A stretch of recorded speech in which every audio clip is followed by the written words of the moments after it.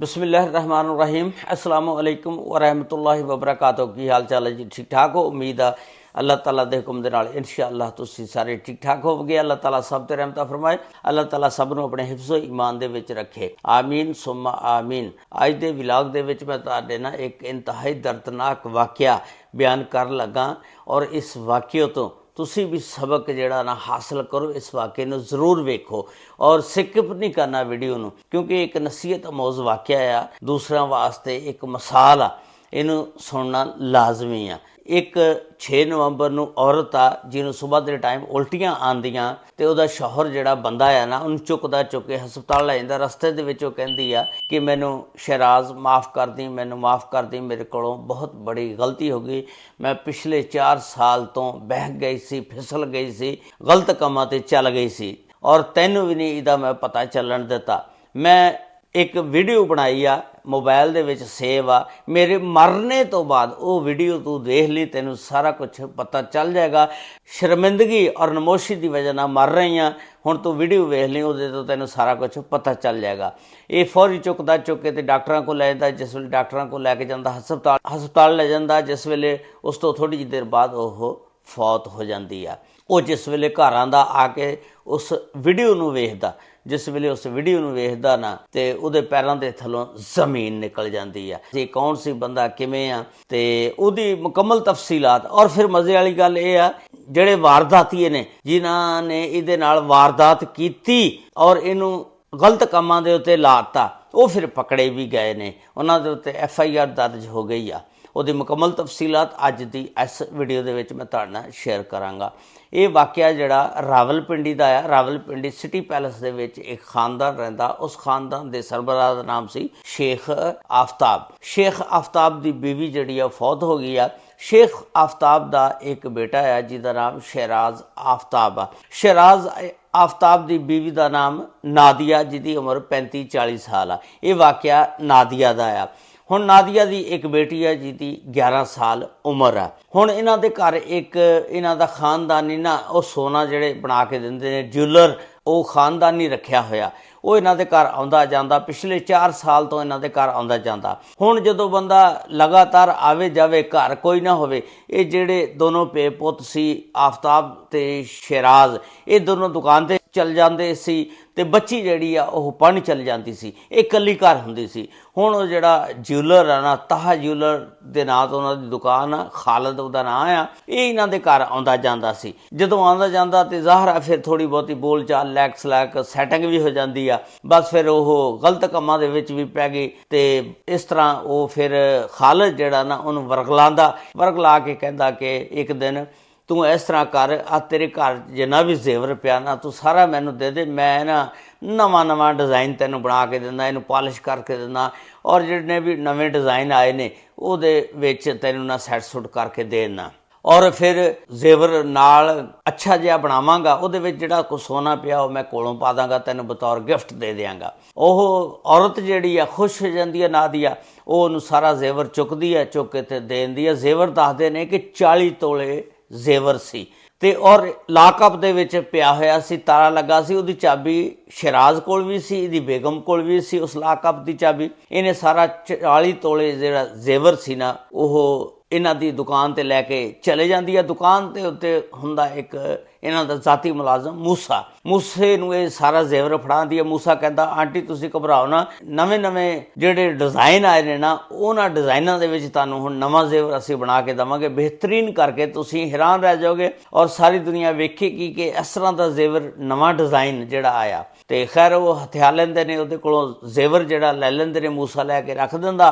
उस तो बाद ये वापस आ जांदी है। कोई 10 दिन गुजरते ने, ये पुछदी आ खालिद नूं कि खालिद बई वो जेवर कित्थे आ, की कीता मैनू तू कहंदा सी कि नवां डिज़ाइन बना के देना, तू जेवर तां मेरा लै लिया, वापस भी नहीं कीता, की आ? वो कहंदा कि मैं तैनू 10 दिन ठहर जा, हजे वो डिज़ाइन चल रहा, बना रहे हैं तो अजे मुकम्मल नहीं होया, उस तो बाद तैनू असी वो जेवर दे देंगे। उस तो बाद कुछ दिन बाद वो ना उहदे कोल नादिया दे कोल आंदा ਕਹਿੰਦਾ ਕਿਉਂਕਿ ਉਹਦੇ ਨਾਲ ਗੱਪਸ਼ਪ ਤਾਂ ਪਹਿਲੇ ਹੁੰਦੀ ਆ, 4 ਸਾਲ ਤੋਂ ਉਹਨਾਂ ਦੀ ਸੈਟਿੰਗ ਹੁੰਦੀ ਆ। ਤੇ ਮੁੜ ਕੇ ਨਾਦੀਆ ਨੂੰ ਕਹਿੰਦਾ ਕਿ ਮੈਂ ਨਾ ਇੱਕ ਲੋਨ ਲੈਣਾ ਬੈਂਕ ਦੇ ਵਿੱਚੋਂ, ਉੱਥੇ ਉਹ ਗਰੰਟੀ ਮੰਗਦੇ ਨੇ, ਤੇਰੇ ਸਾਈਨ ਚਾਹੀਦੇ ਨੇ। ਉਹ ਨਾਦੀਆ ਕਹਿੰਦੀ ਕੋਈ ਗੱਲ ਨਹੀਂ, ਮੈਂ ਸਾਈਨ ਕਰ ਦਾਂਗੀ, ਕਿਉਂਕਿ ਉਹਦੇ ਨਾਲ ਸੈਟਿੰਗ ਸੀ ਨਾ ਉਹਦੀ।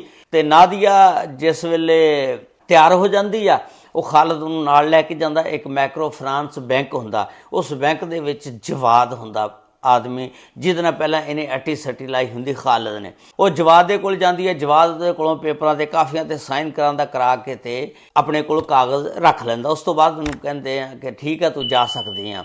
ਨਾਦੀਆ ਜਿਹੜੀ ਹੈ ਘਰ ਆ ਜਾਂਦੀ ਆ। ਉਸ ਤੋਂ ਬਾਅਦ 5-6 ਦਿਨ ਬਾਅਦ ਫਿਰ ਇਹ ਪੁੱਛਦੀ ਹੈ ਖਾਲਦ ਨੂੰ, ਖਾਲਦ ਤੂੰ ਤਾਂ ਕਹਿੰਦਾ ਜ਼ੇਵਰ ਤਿਆਰ ਹੋ ਰਿਹਾ ਤੇ ਹਜੇ ਤੱਕ ਤਿਆਰ ਨਹੀਂ ਹੋਇਆ, ਕੀ ਗੱਲ ਆ ਤੂੰ ਜ਼ੇਵਰ ਨਹੀਂ ਦੇ ਰਿਹਾ? ਤੇ ਨਾਦੀਆ ਜਿਸ ਵੇਲੇ ਪੁੱਛਦੀ ਆ, ਉਹ ਕਹਿੰਦਾ ਕਿਹੜਾ ਜ਼ੇਵਰ, ਕਿਹੜੇ ਜ਼ੇਵਰ ਦੀ ਗੱਲ ਕਰਦੀ? ਕੋਈ ਜ਼ੇਵਰ ਸ਼ੇਵਰ ਨਹੀਂ, ਨਾ ਮੈਂ ਦੇਣਾ ਤੇ ਨਾ ਜਿਹਨੂੰ ਮਰਜ਼ੀ ਦੱਸ ਦੇ, ਚਾਹੇ ਸ਼ਿਰਾਜ਼ ਨੂੰ ਵੀ ਦੱਸ ਦੇ, ਹੁਣ ਜ਼ੇਵਰ ਤੂੰ ਭੁੱਲ ਜਾ। ਉਹ 40 ਤੋਲੇ ਜਿਹੜਾ ਜ਼ੇਵਰ ਆ ਨਾ ਹੜੱਪ ਕਰ ਗਿਆ। ਹੁਣ ਨਾਦੀਆ ਸੋਚਦੀ ਆ ਕਿ ਮੈਂ ਕੀ ਕਰਾਂ। ਨਾਦੀਆ ਜਿਹੜੀ ਆ ਉਹ ਮਾਈਕਰੋ ਫਾਈਨਾਂਸ ਬੈਂਕ ਜਾਂਦੀ ਆ ਜਿੱਥੇ ਇਹਦੇ ਕੋਲੋਂ ਸਾਈਨ ਕਰਾਏ ਸੀ। ਤੇ ਉਹ ਬੈਂਕ ਵਿੱਚ ਜਦੋਂ ਜਾਂਦੀ ਹੈ, ਉਹ ਜਵਾਦ ਨੂੰ ਪੁੱਛਦੀ ਹੈ। ਜਵਾਦ ਕਹਿੰਦਾ ਕਿ ਉਹ ਤਾਂ ਜੀ 40 ਤੋਲੇ ਜਿਹੜਾ ਜ਼ੇਵਰ ਸੀ ਇੱਥੇ ਮਾਈਕਰੋ ਫਾਈਨਾਂਸ ਬੈਂਕ ਦੇ ਵਿੱਚ ਰੱਖ ਕੇ ਚਲਿਆ ਗਿਆ ਤੇ ਉਹਦੇ ਇਵਜ਼ ਉਹ 1.5 ਕਰੋੜ ਰੁਪਈਆ ਲੈ ਗਿਆ। ਤੇ ਉਹ ਨਾਦੀਆ ਜਿਹੜੀ ਹੱਕੀ ਬੱਕੀ ਰਹਿ ਗਈ ਵੀ ਇਹਨਾਂ ਨੇ ਮੇਰੇ ਕੋਲੋਂ ਸਾਈਨ ਵੀ ਕਰਾ ਲਏ, ਸਾਰਾ ਕੁਝ ਹੋ ਗਿਆ। ਯਾਨੀ ਉਹ ਭੋਲੀ ਭਾਲੀ ਔਰਤ ਸੀ ਜਿਹੜੀ ਉਹਦੇ ਸ਼ਿਕੰਜੇ 'ਚ ਆ ਗਈ, ਕਿਉਂਕਿ ਉਹਦੇ ਨਾਲ ਸੈੱਟ ਸੀ। ਉਸ ਤੋਂ ਬਾਅਦ ਫਿਰ ਇਹ ਜਿਸ ਵੇਲੇ ਘਰ ਆ ਜਾਂਦੀ ਹੈ, ਬੜੀ ਪਰੇਸ਼ਾਨ ਹੁੰਦੀ ਹੈ, ਸੋਚਦੀ ਹੈ ਘਰ ਦੇ ਮੁਤਲਕ ਕਿ ਜਦੋਂ ਸ਼ਿਰਾਜ਼ ਨੂੰ ਪਤਾ ਲੱਗਾ ਵੀ 40 ਤੋਲੇ ਜ਼ੇਵਰ ਜਿਹੜਾ ਉਹ ਮੈਂ ਦੇ ਚੁੱਕੀ ਹਾਂ ਖਾਲਦ ਨੂੰ, ਤੇ ਮੇਰੀ ਤਾਂ ਬੜੀ ਬਿਜ਼ਤੀ ਹੋਏਗੀ, ਬੜੀ ਬਦਨਾਮੀ ਹੋਏਗੀ, ਮੇਰੀ 11 ਸਾਲ ਦੀ ਬੱਚੀ ਆ, ਉਹਨੂੰ ਕੌਣ ਸਾਂਭੇਗਾ। ਫਿਰ ਸੋਚਦੀ ਆ ਕਿ ਮੈਂ ਕੀ ਕਰਾਂ। ਖੈਰ ਫਿਰ ਉਹਨਾਂ ਦੇ ਨਾਲ ਗੱਲਬਾਤ ਕਰਦੀ ਵੀ ਤੁਸੀਂ ਇਸ ਤਰ੍ਹਾਂ ਨਵੇਂ ਨਾ ਕਰੋ, ਮੈਂ ਬਹੁਤ ਪਰੇਸ਼ਾਨ ਹਾਂ, ਤੁਸੀਂ ਜ਼ੇਵਰ ਮੈਨੂੰ ਦਵੋ। ਤੇ ਉਹ ਕਹਿੰਦੇ ਨੇ ਤੂੰ ਜੋ ਮਰਜ਼ੀ ਕਰ ਲਾ, ਹੁਣ ਜਿਹੜੀ ਤੇਰੀ ਬਦਨਾਮੀ ਆ ਨਾ ਇਹ ਹੋਏਗੀ ਜਦੋਂ ਘਰਦਿਆਂ ਨੂੰ ਪਤਾ ਲੱਗੇਗਾ, ਤੂੰ ਸ਼ਿਰਾਜ਼ ਨੂੰ ਦੱਸੇਂਗੀ ਤੇ ਉਹ ਕਹਿਣਗੇ ਐਡੇ ਅਮੀਰ ਘਰ ਦੀ ਔਰਤ ਜਿਹੜੀ ਆ ਔਰ ਇਸ ਤਰ੍ਹਾਂ ਦੀ ਨਿਕਲੀ ਆ, ਤੇ ਹੁਣ ਬਿਹਤਰ ਇਹ ਆ ਤੂੰ ਇਸ ਤਰ੍ਹਾਂ ਕਰ ਕਿ ਤੂੰ ਨਾ ਚੁੱਪ ਕਰਕੇ ਬਹਿ ਜਾ। ਤੇ ਉਹ ਬੜੀ ਪਰੇਸ਼ਾਨ ਹੋ ਜਾਂਦੀ ਹੈ। ਫਿਰ ਉਹ ਨਾ ਇੱਕ ਦਿਨ ਗੰਦਮ ਦੀਆਂ ਗੋਲੀਆਂ ਜਿਹੜੀਆਂ ਨਾ 6 ਨਵੰਬਰ ਨੂੰ ਜਿਹੜੀਆਂ ਉਹ ਖਾ ਲੈਂਦੀ ਆ। ਸਵੇਰ ਦੇ ਟਾਈਮ 9 ਵਜੇ ਜਿਸ ਵੇਲੇ ਉਹਦੇ ਸ਼ੌਹਰ ਨੂੰ ਪਤਾ ਲੱਗਦਾ, ਉਹਨੂੰ ਉਲਟੀਆਂ ਆਉਂਦੀਆਂ, ਉਹ ਫਟਾਫਟ ਹਸਪਤਾਲ ਲੈ ਕੇ ਜਾਂਦਾ ਤੇ ਫਿਰ ਉਹਨੂੰ ਸਾਰੀ ਗੱਲਬਾਤ ਪੁੱਛਦਾ। ਤੇ ਫਿਰ ਉਹ ਤੁਹਾਨੂੰ ਦੱਸੀ ਅੱਗੇ ਵੀ ਸਟੋਰੀ ਕਿ ਉਹਦੀ ਬੀਵੀ ਕਹਿੰਦੀ ਤੁਸੀਂ ਵੀਡੀਓ ਵੇਖ ਲਓ, ਇਹ ਜਿਹੜੀਆਂ ਔਰਤਾਂ ਨੇ ਭੋਲੀਆਂ ਭਾਲੀਆਂ ਨਾ ਸਮਝ ਨੇ, ਉਹਨਾਂ ਨੂੰ ਕਿੱਦਾਂ ਬਹਿਕਾਵੇ 'ਚ ਲੈ ਆਉਂਦੇ ਨੇ ਔਰ ਉਹ ਰਾਹ ਤੋਂ ਫਿਸਲ ਜਾਂਦੀਆਂ ਔਰ ਗਲਤ ਰਸਤੇ ਤੇ ਗਲਤ ਟਰੈਕ ਤੇ ਚੱਲ ਜਾਂਦੀਆਂ, ਫਿਰ ਉਹ ਉਹਨਾਂ ਦੇ ਹੱਥੇ ਚੜ ਜਾਂਦੀਆਂ। ਹੁਣ ਦੇਖੋ ਉਹਦੀ ਇੱਜ਼ਤ ਦੇ ਨਾਲ ਵੀ ਖੇਲਦਾ ਰਿਹਾ ਔਰ ਉਹਦੇ ਕੋਲੋਂ 40 ਤੋਲੇ ਜ਼ੇਵਰ ਵੀ ਖੋਹ ਲਿਆ। ਤੇ ਉਸ ਤੋਂ ਬਾਅਦ ਇਹਦਾ ਸ਼ਿਰਾਜ਼ ਜਿਹੜਾ ਖਾਮਦ ਆ, ਗੁੱਜਰ ਖਾਨ ਥਾਣੇ ਜਾਂਦਾ, ਉੱਥੇ ਇੱਕ FIR ਦਰਜ ਕਰਾਉਂਦਾ ਔਰ ਉਸ FIR ਦੇ ਵਿੱਚ 3 ਮੁਲਜ਼ਮਾਂ ਦੇ ਨਾਮ ਦਰਜ ਕਰਾਏ ਗਏ, ਜਿਹਦੇ ਵਿੱਚ ਖਾਲਦ ਔਰ ਉਹਨਾਂ ਦਾ ਮੁਲਾਜ਼ਮ ਮੂਸਾ ਔਰ ਬੈਂਕ ਦੇ ਵਿੱਚ ਜਿਹੜਾ ਬੰਦਾ ਸੀ ਜਵਾਦ, ਇਹਨਾਂ ਤਿੰਨਾਂ ਦੇ ਉੱਤੇ FIR ਦਰਜ ਹੋਈ। ਔਰ ਇਹ ਜਿਹੜੀ FIR ਆ 302 ਦੀ ਦਰਜ ਹੋਈ ਔਰ ਇਹਦੇ ਵਿੱਚ ਇੱਕ ਦਫਾ 376 ਵੀ ਲਾਈ ਗਈ ਬਲੈਕਮੇਲਿੰਗ ਦੀ। ਤੇ ਉਸ ਤੋਂ ਬਾਅਦ ਪੁਲਿਸ ਨੇ ਛਾਪਾ ਮਾਰਿਆ, ਇਹਨਾਂ ਤਿੰਨਾਂ ਮੁਲਜ਼ਮਾਂ ਨੂੰ ਗ੍ਰਿਫਤਾਰ ਕਰ ਲਿਆ। ਉਮੀਦ ਆ ਇਹਨਾਂ ਤਿੰਨਾਂ ਮੁਲਜ਼ਮਾਂ ਨੂੰ ਕੈਫਰੇ ਕਿਰਦਾਰ ਤੱਕ ਪੁਲਿਸ ਜਿਹੜੀ ਆ ਪਹੁੰਚਾਏਗੀ ਔਰ ਇਹਨਾਂ ਨੂੰ ਸਜ਼ਾ ਦਿਲਵਾਏਗੀ। ਇਸ ਤਰ੍ਹਾਂ ਦੇ ਫਰਾਡੀਏ ਜਿਹੜੇ ਲੋਕ ਨੇ ਭੋਲੀ ਭਾਲੀਆਂ ਔਰਤਾਂ ਨੂੰ, ਲੜਕੀਆਂ ਨੂੰ ਲੁੱਟ ਲੈਂਦੇ ਨੇ।